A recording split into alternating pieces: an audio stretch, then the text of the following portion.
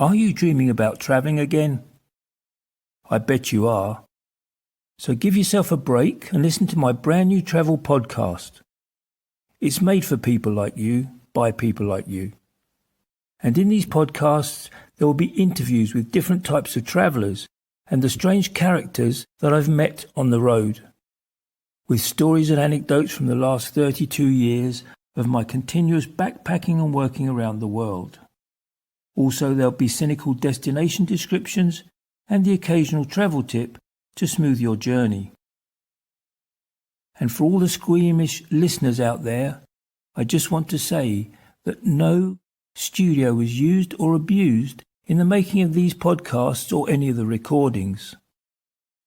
So please check it out, and I hope you like it.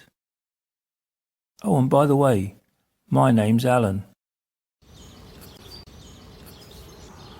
This week, I have a very unique guest, to say the least. Eric Anderson. You'd think he'd be Scandinavian with a name like that, but no. He's the rarest breed, he's American. I will say no more. Eric and I are sitting on top of a mountain overlooking the town of Viana do Castelo. Now that's not the correct pronunciation, but I'm sure he'll tell me now exactly how to pronounce it. Well, it's good to see you here in Viana do Castelo, my English friend. And we're here on top of this mountain that overlooks the town, and it's a glorious sunny day, and we can see the River Lima and the Atlantic Ocean, the beaches. It's pretty spectacular. And how would you describe yourself as a traveller in general? You know, as a type, I mean, a lot of people, they'll do planes, taxis and hotels.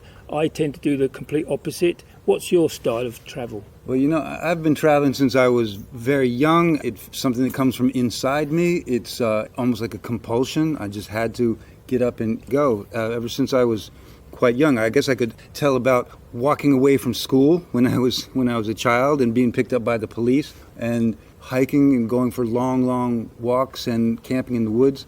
But I really got started hitchhiking when I was a teenager. And so I was 15, I hitchhiked down to Miami, saw a friend down. He was very surprised that I just showed up at his family's house. Did he know you were coming? He did, but he was surprised that you got there? He was surprised because he was more of a friend, so this was a kind of like, surprise, run away. Yeah. But I hitchhiked back, everything worked out well, I didn't run into any trouble. That's all right, if you build up a confidence about doing something, that it's no big deal. And a lot of young people today, I think, struggle with that. They're scared to get out there in the first place and give it a go, but once they do, they're at it. They get the bug for travelling, and then they can't stop. That's true. We always have to push our limits a little bit, just to see what we're capable of. Well, I met a lot of people, not all young, a lot of them quite old, who were doing the Camino de Santiago for the first time, but they were concerned about whether the weather was going to be good or whether the hostels would be open or the albergas. They didn't know how far they're going to walk all day. Instead of just getting there and doing it and carrying the consequences with them, they were over planning, Sure. I've seen that too. I know what you mean. And for me, it kills the adventure. When we travel, we try not to get into any trouble or try to have bad experiences. But sometimes those bad experiences actually teach us a lot. Can you remember any of the really bad experiences you've had out there while you've been traveling? Sure, that's a good question. I did a lot of hitchhiking, which is by its nature very dangerous. I didn't understand when I was young how dangerous that is. I was very lucky and did not run into trouble when I was hitchhiking, but I did run into trouble one time. I happened to be in Haiti in 1987. It was just after a coup, and I had my little backpack on, and I was hiking through the interior there, these little towns. Were you on your own? I was on my own. And I can speak a little French, but not too much. And I'm 2 meters tall, and I have long hair, and I'm as white as a dish of vanilla ice cream. So it wasn't too easy to try to melt into the crowd in Haiti. Obviously not.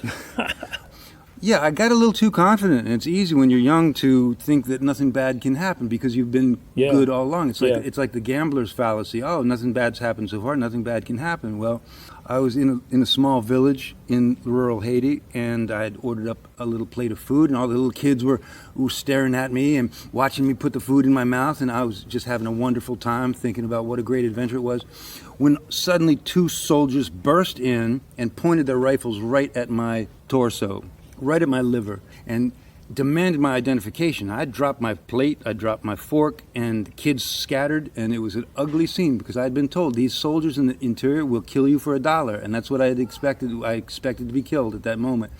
But I managed to pull out my passport because they asked for identification. Next to my passport was about $1,000 American that I didn't like them seeing. Which you wouldn't make that mistake today? No, I wouldn't. I would keep everything separate and keep... But you just pay them and keep your passport in your pocket? Yeah. I wasn't prepared. I was not prepared, yes. And I was being careless. No, that's fine. That's how you learn. And as long as you got away with it, what was the outcome? Well, that's how we learn, unless we're killed in the act of learning. Process, because they took my passport and they wrote down my numbers on a sheet of paper and they left. So I finished my meal and I walked outside and they were waiting for me. It was dark. There wasn't even a star in the sky. It was pitch black, and they pointed their rifles at me and they said, okay.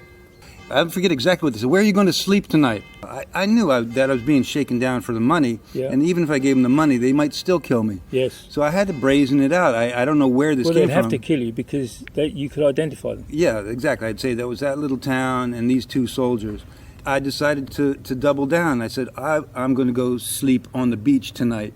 And I had my hands in the air because they were pointing their guns right at me, and I turned my back on them. And I expected to be hit with a spray of gunfire, but I walked away from them. Then I broke into a run, and I hauled ass. They didn't fire, but I ran into the woods. It was pitch black. It was muddy because we'd had a terrible tropical storm and everything, and I was scrambling through the mud and through the forest, and hands reached out of the darkness to pull me along because the villagers had seen what was going on, and I was escaping for my life, and I hid out in the woods all that night. I should have been better prepared, and really, frankly, that was too dangerous a trip to make. That was one. It could have really turned bad. It could have really turned bad. I had no business being out there all by myself in rural Haiti right after a military coup. Yeah. They could have just seen you as a spy and shot you anyway. Exactly. So a lot of travelers get killed. We don't hear the stories from them, especially in Central America. Exactly. It's a big lot area. of people get killed. You get disappeared, and that's it. So and so disappeared. Well, you survived that, Rick. Give me a good experience, one that stays with you now. Being in Amazonia, I spent a lot of my adult life in Brazilian Amazonia. Going into the interior in boats was some of the best experiences of my entire life. Going deep into the interior, some of the wildlife that you see, the river dolphins are spectacular. The giant otters that they have in Amazonia are spectacular. And the monkeys that you see. There are a lot of things that can kill you in Amazonia too, but people live their entire lives in the interior and they don't get killed. If you know what you're doing, you can survive. You can survive. Yeah. But those were some very satisfying times in camping in the interior, sometimes with other people, sometimes alone. And fishing is a big importance on the Amazon. Sure it is. Did you do much fishing while? I did. When I was young, I used to be a compulsive sport fisherman. I did all kinds of fishing. I used to think about it all the time. I used to fish all the time.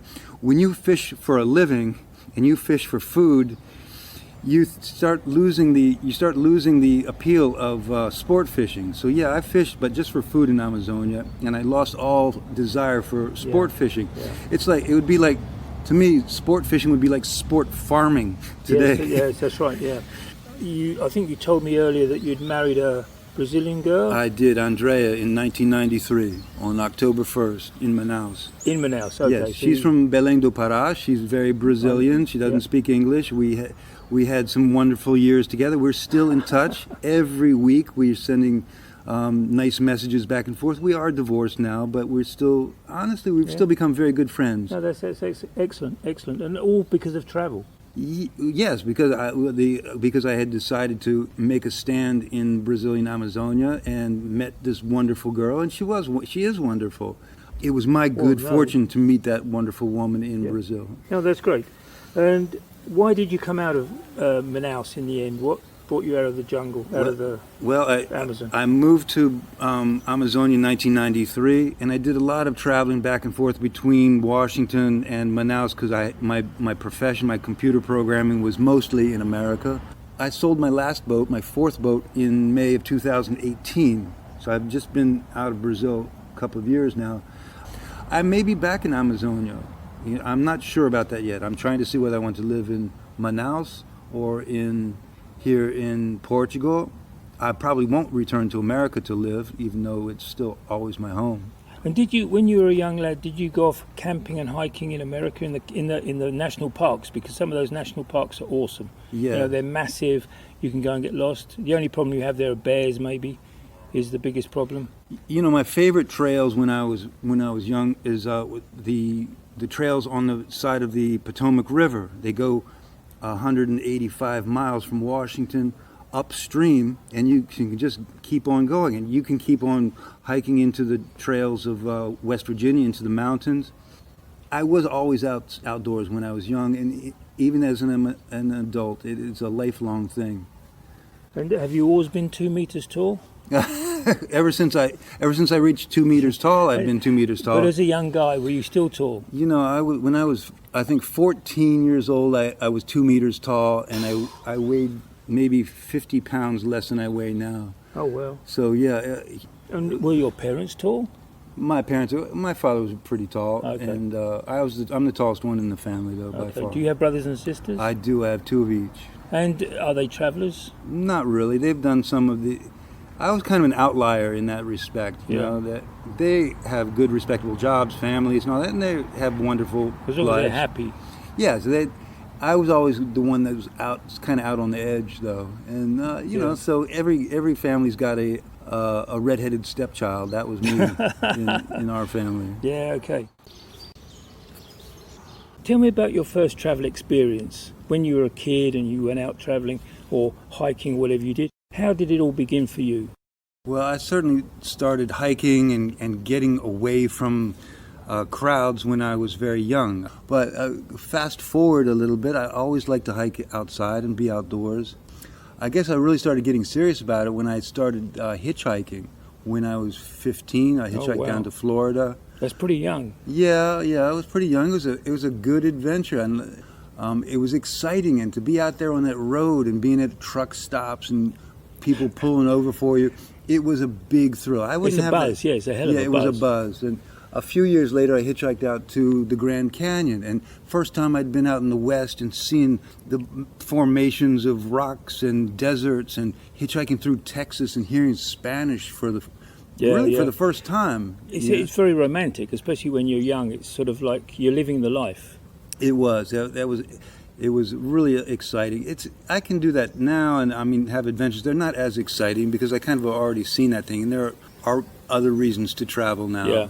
And who would you say was your biggest inspiration as a young traveler? When I was in high school, there was a fellow who used to hang around the high school, and he was 15 and looked about 45, and he would just hang around with his friends at the high school. Didn't go to school. His name was I won't say his name because I'm still in touch with his family.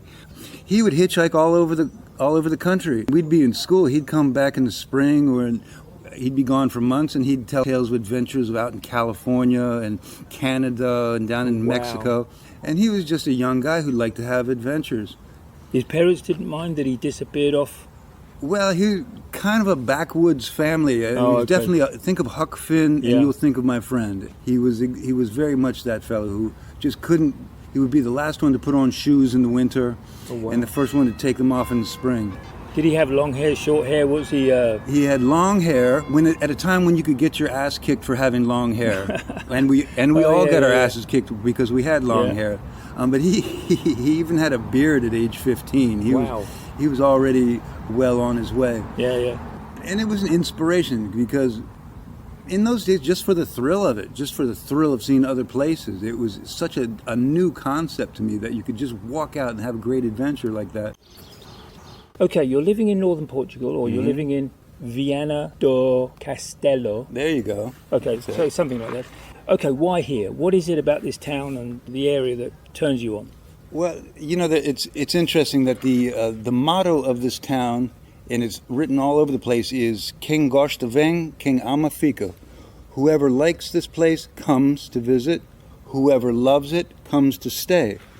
Well, I'd paid it a visit 20 years ago. I was in Portugal with my backpack. I was young, long hair. I'm an old long hair now. But I had my backpack and I was traveling around Spain and Portugal. Yeah. I visited a lot of wonderful places, but I liked this place the best, Viana do Castelo here in northern Portugal.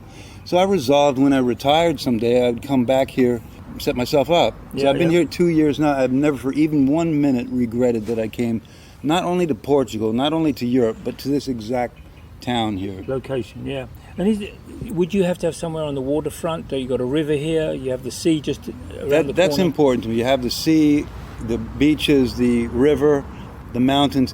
I think I do miss, one thing I miss about Manaus and my hometown of Washington, D.C. is having a navigable river with boats that you can just go for hundreds of kilometers on, which you can't do on the Rio Lima. The Rio Lima is really wonderful, but it's not like it's not a traveler's river. Okay. What about, have you done canoeing and kayaking? Yes, there are many good things you can do. What my coming up plans here on the River Lima is renting these small sailboats and scooting around.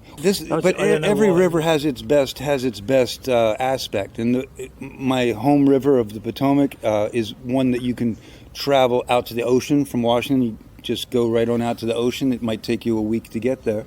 The Amazon, of course, you can go for hundreds of kilometers, thousands of kilometers on all sides. So that navigability for a traveler, I'm a traveler by water a lot. I might be able to say that's really my favorite way to get around is by my own boats, Okay, but the world has changed due to the coronavirus. Right. And it's certainly put a stop to a lot of traveling for a lot of people. Sure. How do you think the coronavirus will affect travelling in the future? Not now, but in the future. When, let's say, do you think it'll get back to normal again and people, if the airlines are there, because airlines are collapsing every day?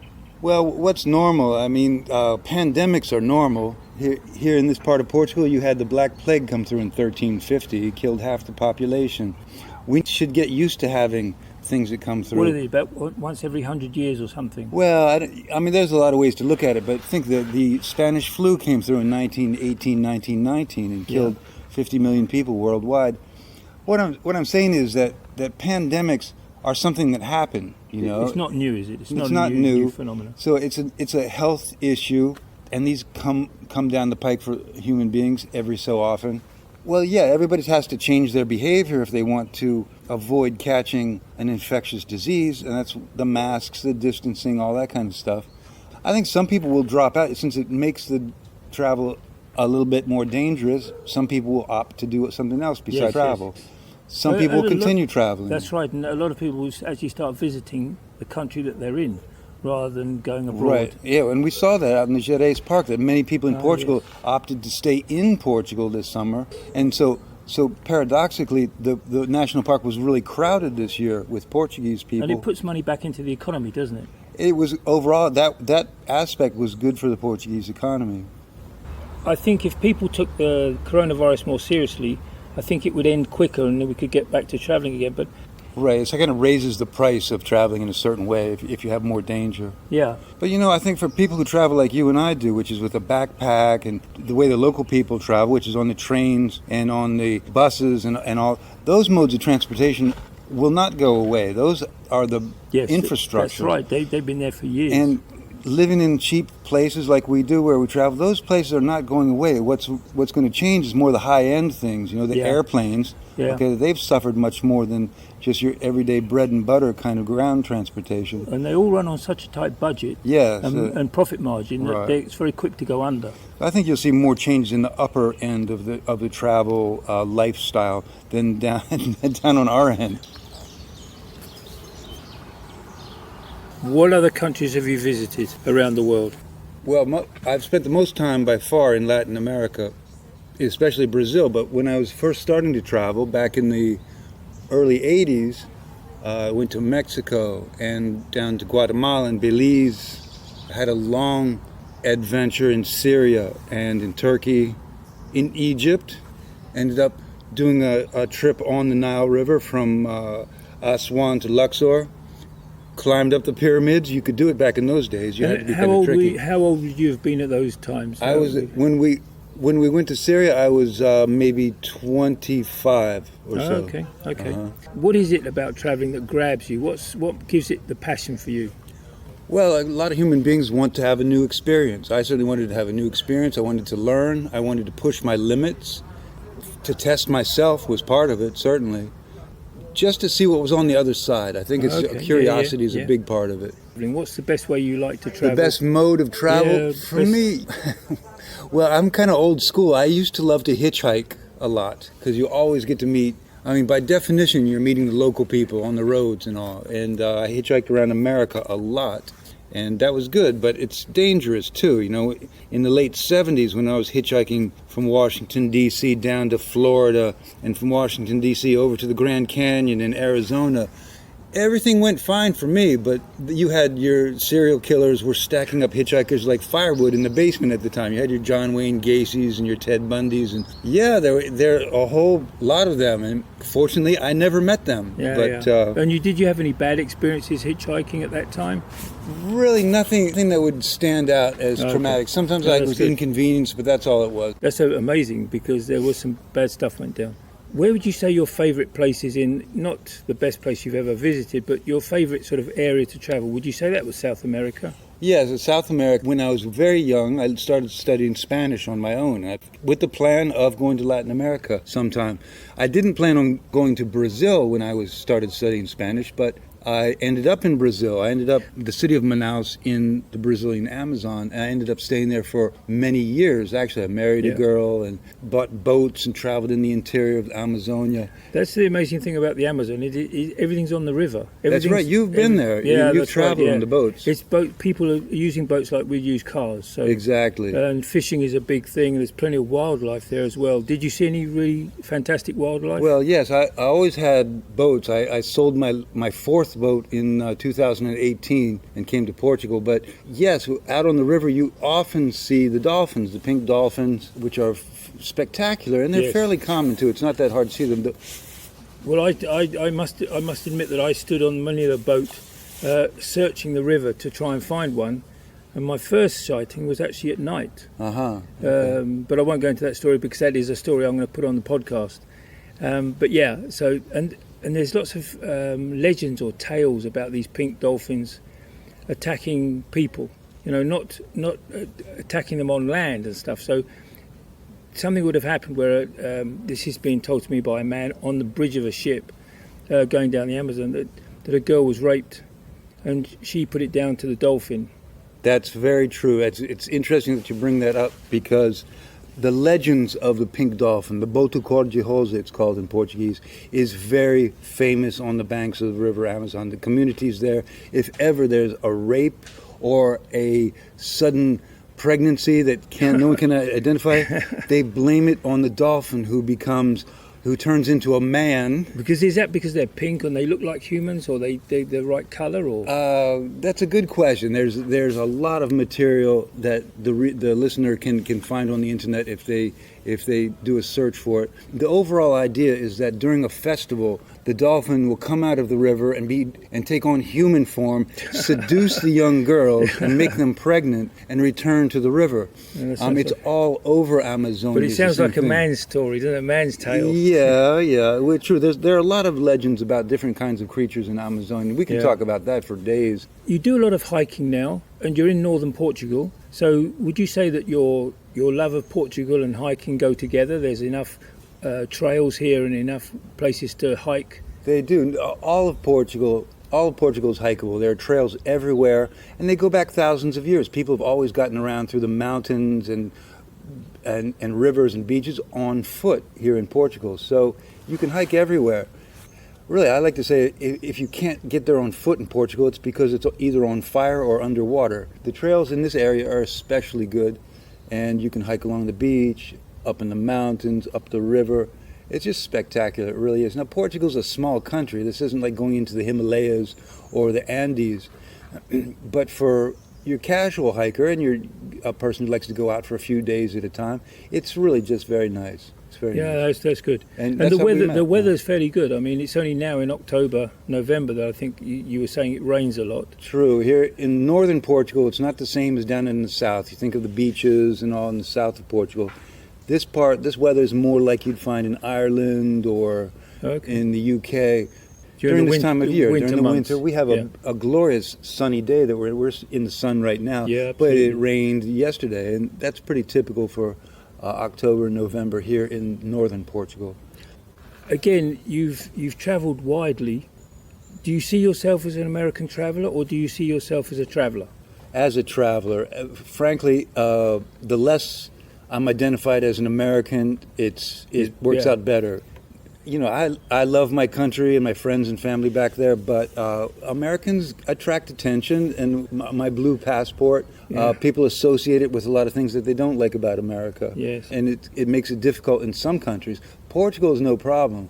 Some countries it's more difficult if they know that you're American. But the other good thing is that when you come into Europe, a lot of Europeans can't tell the difference between an English, an American, and Australian accent.